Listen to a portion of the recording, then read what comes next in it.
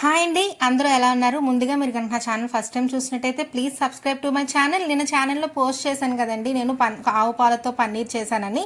ఆ పన్నీర్తో ఈరోజు కర్రీ చేశాను. పన్నీర్ అంటే ఇష్టం లేని వాళ్ళు కూడా కర్రీ ఇలా చేసి పెట్టండి, అస్సలు ప్లేట్లో చిన్న మెతుకు కూడా వదలరు అనమాట. అంత చాలా బాగుంది. సో ప్రాసెస్లోకి వెళ్ళిపోదాం. ఫస్ట్ ఒక కళాయి పెట్టుకొని, మనం ఇందులో అయితే కర్రీ చేయాలనుకుంటున్నామో ఆ కళాయి పెట్టుకొని అందులో ఒక 2 టేబుల్ స్పూన్స్ ఆయిల్ వేసుకోండి.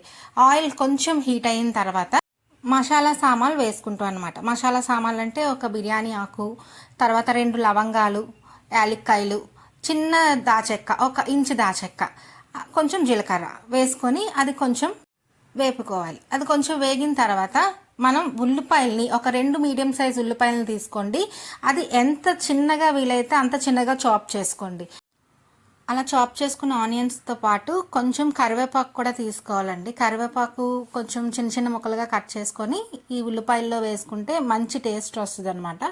సో కొంచెం కరివేపాకు కూడా వేసుకొని దీంతోపాటు ఒక చిన్న హాఫ్ స్పూన్ సాల్ట్ కూడా వేసాను. ఎందుకంటే ఉల్లిపాయలు గోల్డెన్ బ్రౌన్ కలర్లో బాగా వేగుతాయి, ఇలాగైతే కొంచెం త్వరగా వేగుతాయి. అందుకని ఒక హాఫ్ స్పూన్ సాల్ట్ కూడా వేసుకొని కొంచెం బాగా వేపుకోవాలన్నమాట. ఇది ఉల్లిపాయలు వేగే లోపల మనం ఒక చిన్న పేస్ట్ రెడీ చేసుకోవాలి. ఏంటంటే కొంచెం జీడిపప్పు, కొంచెం 1 ఇంచ్ అల్లం, అలాగే కొంచెం వెల్లుల్లిపాయలు వేసుకొని ఒక ఫైన్ పేస్ట్ లాగా రెడీ చేసుకొని ఉంచుకోవాలి. చూసారా, ఇలా ఫైన్ పేస్ట్ చేసుకోవాలన్నమాట. ఇప్పుడు కొంచెం ఉల్లిపాయలు గోల్డెన్ బ్రౌన్ కలర్లో వేగిన తర్వాత ఈ అల్లం వెల్లుల్లి పేస్ట్ని వేసుకొని వేపుకోవాలి. మనం ఇందులో జీడిపప్పు వేసాం కదండి, అందుకని కొంచెం త్వరగా అడుగు పట్టేస్తుంది అనమాట. అందుకని కొంచెం వాటర్, ఒక హాఫ్ గ్లాస్ వాటర్, కొంచెం వాటర్ వేసుకొని ఒకసారి వేపుకోవాలి. ఇది వేగే లోపల మనం టమాటా ప్యూరీని రెడీ చేసుకోవాలన్నమాట. అంటే ఒక పెద్ద సైజు టమాటాలు ఒక 2 తీసుకొని కొంచెం పేస్ట్ లాగా మిక్సీలో వేసి టమాటా ప్యూరీని రెడీ చేసుకోవాలి. ఓకే, ఇప్పుడు చూసారా, ఇందులో నుంచి ఈ అల్లం వెల్లుల్లి పేస్ట్ నుంచి ఆయిల్ నెమ్మదిగా రిలీజ్ అవుతూ ఉంటుంది. ఇలా ఆయిల్ పైకి తేలుతున్నప్పుడు మనం ఇక్కడ కావాల్సిన మసాలాలు వేసుకుంటాం. మేము కారం తక్కువ తింటాం కాబట్టి 1 స్పూన్ కారం మాత్రమే వేసాను. ఇది మసాలా కారం అనమాట మాది. సో 1 స్పూన్ కారం మాకు సరిపోతుంది.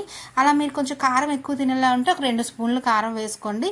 అలాగే మీ టేస్ట్కి తగ్గట్టు ఉప్పు, చిటికెడు పసుపు, ఎక్కువ పసుపు ఏమి వేయకలేదు, చిటికెడు పసుపు, అలాగే కొంచెం గరం మసాలా మీ టేస్ట్కి తగ్గట్టు. నేనైతే ఒక హాఫ్ స్పూన్ వేసాను.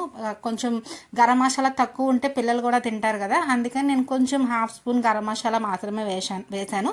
మీ టేస్ట్కి తగ్గ మసాలా వేసుకోండి. వేసిన తర్వాత ఈ మసాలాలన్నీ మాడిపోకుండా ఉండడానికి కొంచెం 1 స్పూన్ వాటర్ వేసి బాగా వేగాలన్నమాట. అంటే మసాలాలు కూడా వేగితే పచ్చివాసన ఉండదు కాబట్టి ఒక 1-2 మినిట్స్ వేపండి చాలు. ఇలా చూసారా, ఆయిల్ పైకి తేలుతుందా, ఈ టైంలో మనం రెడీ చేసుకున్న టమాటా ప్యూరీని తీసుకొని ఇందులో వేసుకోవాలి. వేసి ఒకసారి బాగా మిక్స్ చేసి ఈ టమాటాలు బాగా మగ్గి టమాటా నుంచి ఆయిల్ పైకి తేలేదాకా మనం ఈ టమాటాని వేపుకోవాలి. మీడియం టు లో ఫ్లేమ్, మనం లో టు మీడియం ఫ్లేమ్లో పెట్టుకొని ఒకసారి మూత పెట్టుకొని టమాటాలని మగ్గనివ్వాలి. మగ్గిన తర్వాత మనకి ఆయిల్ పైకి తేలుతుంది. ఈ లోపల మనం పన్నీర్ని మనకి ఏ సైజులో కావాల్స్తే ఆ సైజులో కట్ చేసుకొని ఉంచుకోవాలి. కాసేపు పోయిన తర్వాత చూసారా, టమాటా నుంచి ఆయిల్ పైకి తేలుతుంది. ఈ టైంలో మనం కట్ చేసుకున్న పన్నీర్ ముక్కల్ని ఇందులో వేసుకోవాలి. మామూలుగా కొంతమంది పన్నీర్ని ఫస్టే వేపుతారు, కానీ అలా కొంచెం గట్టిగా ఉంటుంది తింటే. సో ఇలాగైతే చాలా సాఫ్ట్గా ఉంటుంది అనమాట. సో అందుకని నేను పన్నీర్ని లాస్ట్లోనే వేస్తాను. వేసి 1 మినిట్ మూత పెట్టి ఉంచి తర్వాత తీసేసి కొద్దిగా క్రష్ చేసిన కసూరి మేతి వేసుకోవాలి.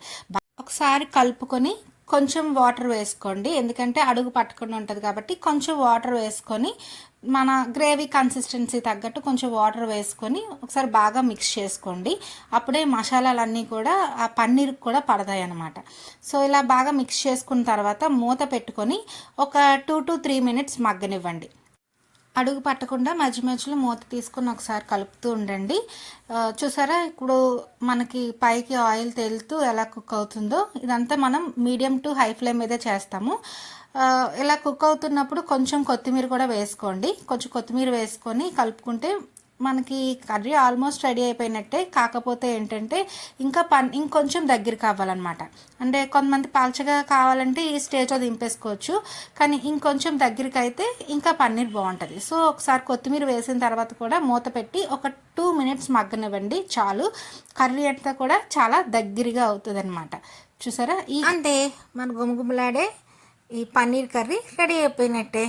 చాలా చాలా సాఫ్ట్గా ఉంటుందండి. మీరు అసలు స్టార్ట్ చేస్తే ఆపరన్నమాట. పన్నీర్ అంటే ఇష్టం లేని వాళ్ళు కూడా చాలా హ్యాపీగా తింటారు. చూసారా ఎంత సాఫ్ట్గా ఉందో. సో మీరు కనుక నా ఛానల్ ఫస్ట్ టైం చూసినట్టయితే please subscribe to my channel. Thank you for watching.